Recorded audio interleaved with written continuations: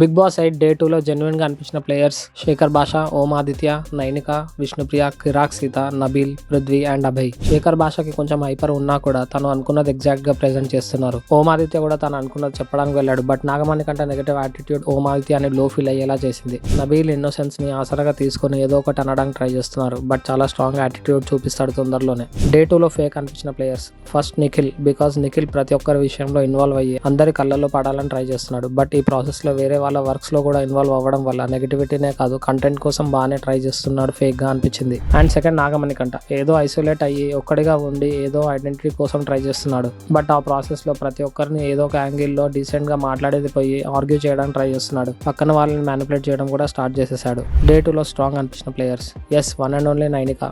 నైనిక నుంచి ఈ range of performance expect చేయలేదు. అక్కడ ఉన్న కంటెస్టెంట్స్ తో పాటు ఆడియన్స్ ని కూడా షాక్ చేసింది తన టాస్క్స్ తో. Nainika is very strong contestant. Day 2లో వీక్ అనిపించిన కంటెస్టెంట్స్ బెజవాడ బేబక్క టాస్క్ లో స్ట్రాంగ్ గా ఉండడం కష్టమే అని అర్థమైంది. ఒక్క ఎపిసోడ్ చూసి ఏం చెప్పలేం. బట్ అందరితో కంపేర్ చేస్తే వీక్ అనిపించింది.